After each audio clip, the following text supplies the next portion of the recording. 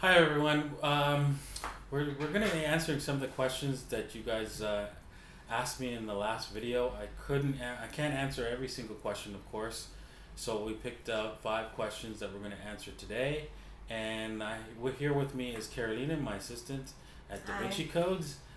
She writes the blog, and if you want to help me out, you could help her out too. You could check it out on the link below at davincicodes.net. So we're going to start off with our questions. Let's start with the first one. Okay.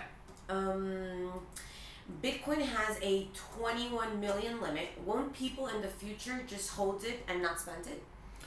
That's a good question. Many people are educated in Keynesian economics, and what Keynesian economics says is that there's always has to be more money in the system, or else we'll run out of money, and that's just not true.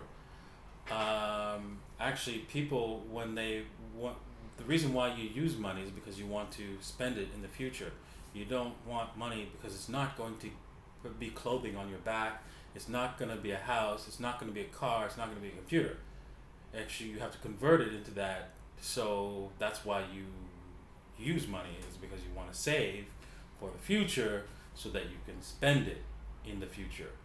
And so what's going to happen is, yes, there are going to be people who hold or hodl Bitcoin, but they're hodling for the future when prices are either higher or when they want to spend, because they might want to buy, I don't know, go on a cruise, right? Buy a car, buy an airplane. Who knows? Whatever they want to do, they're going to use that money to accomplish that task. And most likely, most people are going to try to open up a business, and then they're going to be spending the bitcoins with that for that business. So there's going to be people who spend bitcoins. We'll never run out of bitcoins, because even if we had just one, we can divide it into very smaller parts, so everybody can have some. So don't worry about that. Okay, so pregunta número 2. Will Litecoin... Spanish, right? Yes. Question number 2. Will Litecoin be over $1,000 next year? That's an easy question. No. No. Sorry, but here's the thing. I understand that Litecoin is the silver to Bitcoin gold, but the problem is Litecoin doesn't provide any other value add. It's pretty much the same as Bitcoin. It's just there's more coins, and although the ratio makes sense that it would be $1,000, it's just not going to happen, because there's no additional value by holding Litecoin, other than the fact it's cheaper to buy, and that doesn't make any sense, because Bitcoin, doesn't matter what price Bitcoin is, it's divisible into up to 8 decimal places, and so I don't see Litecoin doing well next year. In the future, it could go to $1,000, but I'm not in the near future. So that's my take on that. Okay. Question number 3. What do you think Satoshi is planning on doing with 1 million bitcoins? I'll tell you, because I'm Satoshi. Yeah, tell us. Please tell us, because I've been working with Satoshi this whole time. I didn't know about that. I'm kidding, of course. No, you know what? I really don't know. I can only guess at what he's going to do, but I could pretty much guess that if he was developing this product, in the process of developing, he probably didn't care about the keys and lost a lot of those bitcoins during the development process. And that's what I'm guessing. And he probably just doesn't care about it that much, and that's why he just disappeared. He just, okay, you know what? I did this, and I'm gonna move on to my day job or whatever he does. I don't know. You know And what? does he care about the money, you think? Well, if he did, he would have used it by now. He would have used it by now, because that's a lot of money. Yeah. They know that. We know that. Exactly. Everybody knows that. Yeah. So. Okay. All right. Question number 4. Do you trust the Lightning Network? Honestly, I believe it works, but I want to read the source code first and understand how it works, because I have a lot of questions that need to be answered before I can say for sure and endorse the Lightning Network. Once I have my questions answered, then I can say yes, people should try out the Lightning Network. The only thing I don't like about the Lightning Network is that in order to pay somebody, you can't just randomly send money to somebody on the Lightning Network. You can't take their address and go send them donations or whatever right away without them knowing. They have to send you an invoice first, and then you pay that invoice.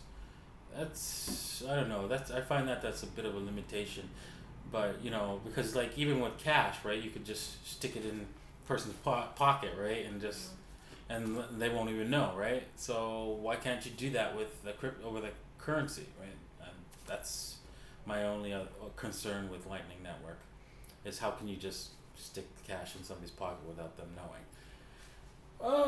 It might not be a bad thing. It may turn out to be a bad thing, but we will see. We will see. Okay. He will get back to you on that. Mm-hmm. Yes, definitely. Last question. What should a newbie do? I like this question. I personally like this question. Well, a newbie is a person who's new to this space and wants to get in and wants to try it out and stuff like that. And that's what I suggest you do. Just try it out. You should buy like $25, $50 of Bitcoins, and go and buy something. Buy something on Amazon by getting a gift card, or for example, find a website. Do a search on a website for a bookstore that accepts Bitcoins, or flights. Yeah, Flights. yeah. Well, you could. Flights are a little expensive. Well, yeah. Right. But To start off with. well, I've done that for But you. yes. But I would suggest something smaller, right? T-shirts, gifts, little tiny gifts. What's it called? Like souvenir gifts and stuff like that. Something simple, just so you can see how the process works of buying your Bitcoins and then using it to buy something else. Also, find a friend that you want to trade with or transfer with, right? You could do that as well. And so, yeah, just play around with Bitcoins. Once you've done your first few transfers, then you can start saving. Also, remember to back up your private keys. Please back it up. Yeah. That's very important. Yeah. Extremely important. It happens. Like, I've heard it does horror happen. stories of people losing like millions of dollars in Bitcoins forever. So don't be one of those people, right? You have to back up your private keys, and so that you don't lose your money if your phone dies, if you have it on your phone, or your computer dies, or so forth. So back it up. Yeah. So books. Sorry? Anything to read? Oh yes. Anything to read? Yes, there's lots of good books out there. My favorite book is The Bitcoin Standard. It will teach you how money works, and it will blow your mind at the end, because it puts it all together, how money works. It tells us about how money works, and then puts it all together and connects it to Bitcoin at the end, because 70% of the book is just about how money, and then you're like, oh my God, Bitcoin is going to $1 million at the end. That's how you're gonna feel. So that's a very good book to read. So anyways, I appreciate everybody's help and support, and if you can, I would like to request that if you could help me out a little bit more by checking out my software. It's very in the beta test mode right now. We're having a lot of problems internally, right? So please be patient with us. We will get those problems solved. But if you have time to check it out, I appreciate it. It's pandoraswallet.com. Check it out in the link below, and also visit Carolina's blog at davincicodes.net. Thanks a lot, and bye for now. Bye. Ciao.